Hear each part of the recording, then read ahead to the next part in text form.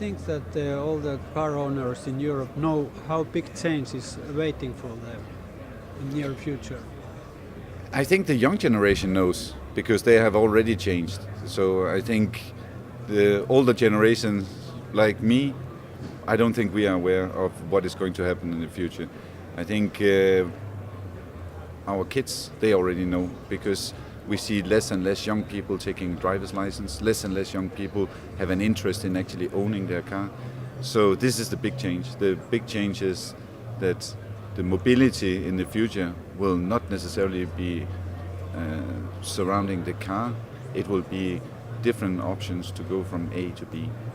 We don't call it transport anymore. We don't call it automotive anymore. We call it mobility because mobility is what people need. They need different smart solutions to come from A to B.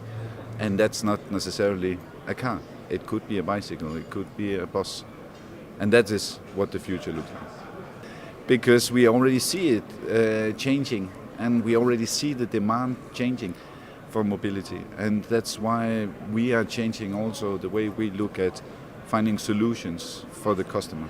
For example, can you give me a practical example? In reality, you see more and more new services coming up, services that are based on car sharing, services that are based on multimodal traveling. So these are the services that people will be looking for in the future. And it's the services that young generation is looking for now. So that is the practical things that is happening.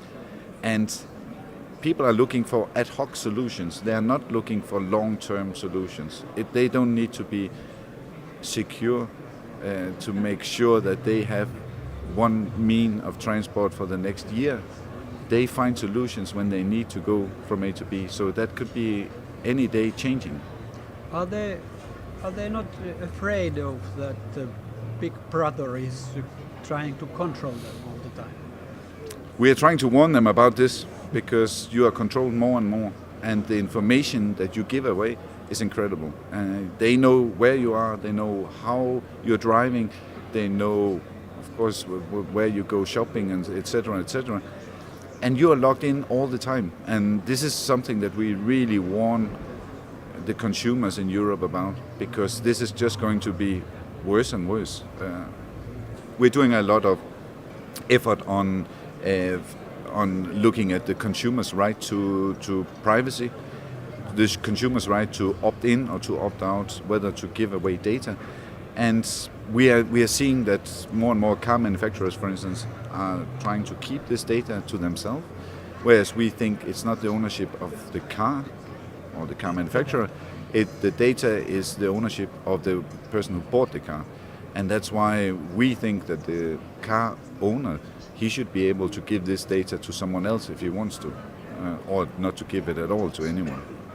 That is the big danger with when you are giving away your data and that you can't give it to someone else, is that the one you are giving the data to, it might be a free service today, but it might cost you a lot of money tomorrow.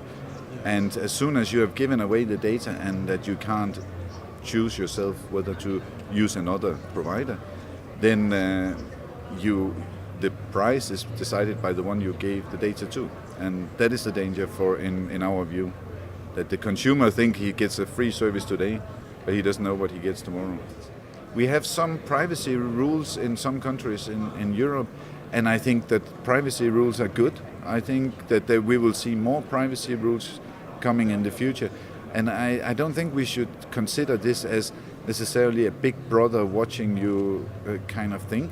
They could already be watching you with your mobile phone, so there's no change there. It's not like the data that you give away in your car, for instance, is much different than the data you give away in your mobile phone. And we have accepted it, we live with it. So I don't think we should be afraid of we should be careful with misuse of this data, of course. But I don't think Europeans are more afraid than the Americans, and I don't think it's hindering the development.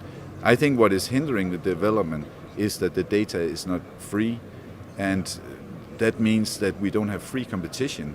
I think free competition is what could increase the usage of services. Good. Thank you very much. You're welcome. You're welcome.